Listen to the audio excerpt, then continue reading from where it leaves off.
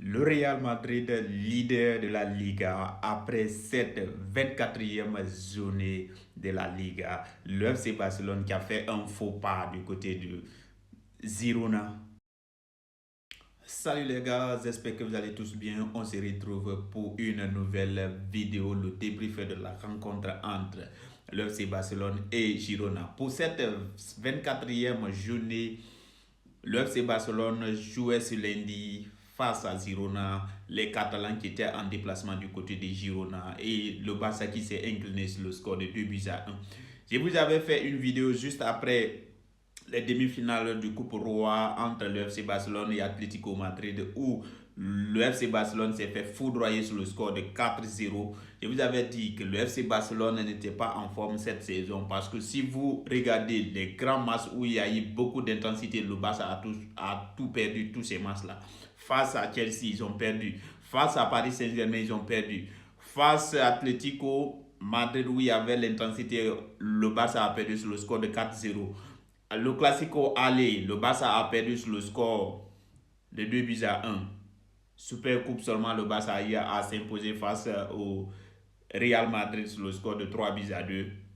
Et Atlético Madrid à l'aller de la Liga, le FC Barcelone s'est imposé à Camp Nou sur le score de 3-0. Cette saison, le Barça n'a pratiquement pas gagné un derby.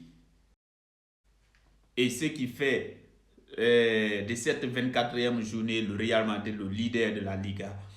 Retenez bien ceci, chaque semaine, nous assistons à un scandale arbitral, soit du côté du Real Madrid ou du côté du FC Barcelone. Ce que vous devez retenir, le FC Barcelone a besoin d'un président imposant, d'un président de club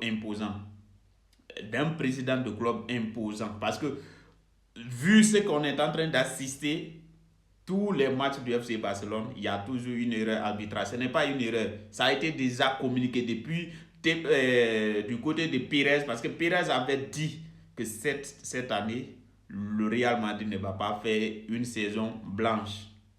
Donc le feu vert est déjà donné. Tebas a déjà validé du côté de tous les arbitres que tricher, même si le Barça, vous ne voyez pas souvent quand il y a faute sur un joueur du FC Barcelone, la VAR ne prend pas le temps d'examiner la faute. La VAR ne s'intéresse pas. Mais lorsque le Barça fait une faute sur un joueur adverse, la VAR prend tout son temps à analyser la faute minutieusement. Ou si le Barça marque, la VAR prend tout son temps. Vous avez vu face à Atlético Madrid en demi-finale, quand Koulibaly avait marqué son but, la VAR a pris plus de 6 minutes pour analyser, pour voir tous les angles possibles, pour pouvoir valider ou annuler le but. Cela prouve à suffisance que le feu vert est déjà donné. Partout où le Barça va passer, tout ce que le Barça va faire, ça sera vérifié à la lettre. Vérifié à la lettre, point sur point.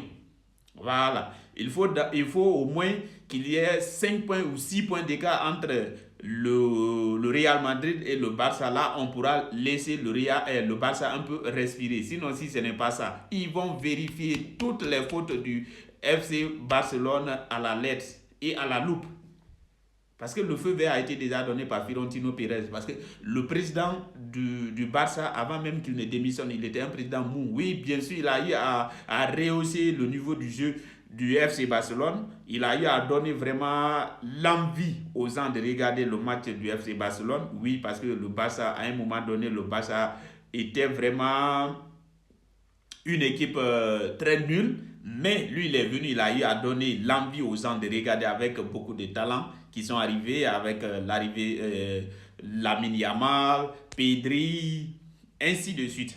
Tant de joueurs que vous connaissez. Mais, vu que les gens savent que c'est un président de club qui est mou, et ceux qui ont regardé le match Girona-Barcelone, c'est Rafinha même qui revendiquait les fautes. C'est Rafinha qui se levait pour revendiquer les fautes à l'arbitre assistant. Pour dire que ouais, pourquoi. Parce qu'ils savent que les dirigeants du FC Barcelone, ce sont des mous, des lâches. Ils ne peuvent pas revendiquer, ils ne peuvent pas parler. Ils peuvent rien créer, comme dit un jargon ivoirien, ils ne peuvent rien créer.